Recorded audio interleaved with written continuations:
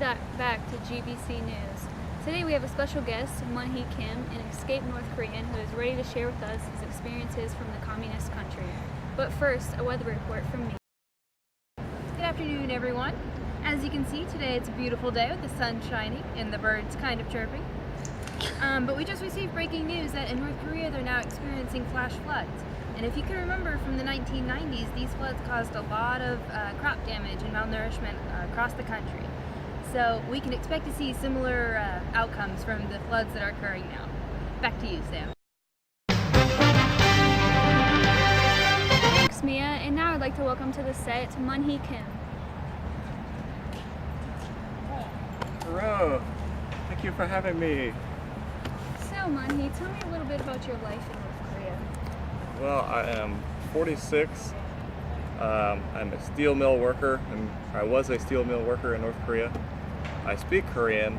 I'm from Pyongyang, the capital. My family is unfortunately no longer with us because my great-grandparents tried to escape, and if you get caught doing something like that, you're put in a prison camp for the next 3 generations of your family. So I'm free, and I was raised by my aunt and uncle.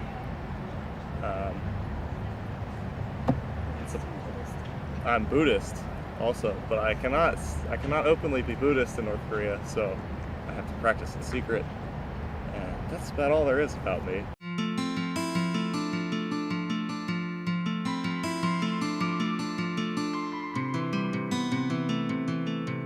So we've heard that North Korea experiences many power outages. Is that true? Yes, there are power outages all the time, and it happens so frequently that I'm pretty much used to it. I just whip out my old flip phone and use it as a flashlight. It's about the only use I have for my phone, but it gets the job done.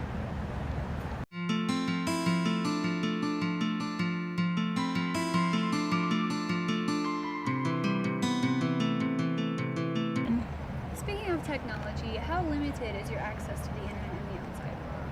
It's actually very limited.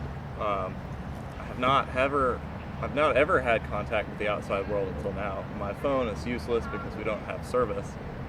I can get on the internet sometimes at designated chat cafes where I can talk to other North Koreans about work, which is one of my favorite things to do.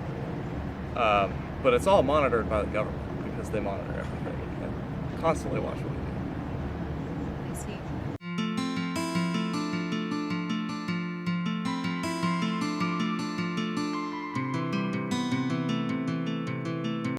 You said the government monitors the internet. How else does government influence your daily life? They monitor a lot of stuff, actually.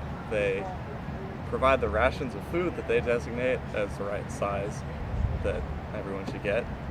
So food is controlled by them. There's also a ranking system that goes low, medium, and high. I'm medium, which I'm very proud of. I get more privileges, such as the internet cafes, than a low-ranking person. And they also designate what job you have. So they picked for me that I'd work in a steel mill, and I could not be happier.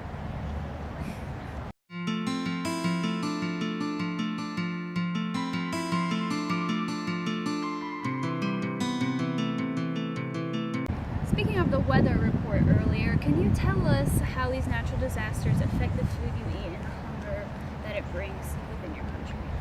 Well, our main crop in North Korea is rice. So when these floods happen, as you can expect, lots of crops are destroyed, and we already don't get a lot of food from the rice, and we only eat mainly rice, so that doesn't give you a lot of nutrition. And due to the lack of trade with our country, we only have meat about twice a year because they don't want to trade with anybody else. So most of the country's malnourished. It's pretty much normal, but yeah.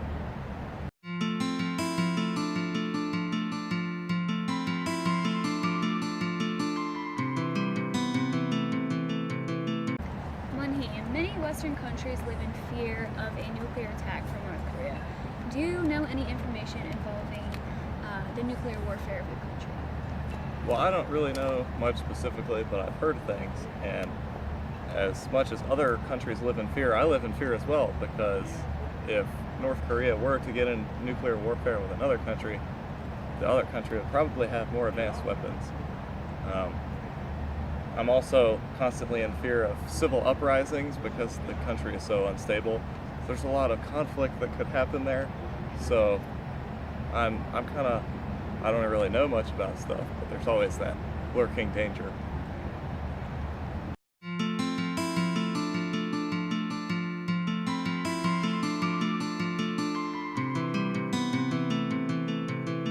Now, Mun-hee, we know that you're 46 and the average life expectancy in North Korea is 65. So how does the aging population and the one-child law affect your country? Well, it affects the country immensely. If you walk around, you can see that there are many more elderly women than men because they were all killed in the Korean War. There is also lots of pressure to have a boy instead of a girl to close up that gap. And as you said, I'm 46 and most people die at 60, so I guess I'm looking for a wife also. Oh, that's very flattering, but I'm married, so Okay. sorry to disappoint.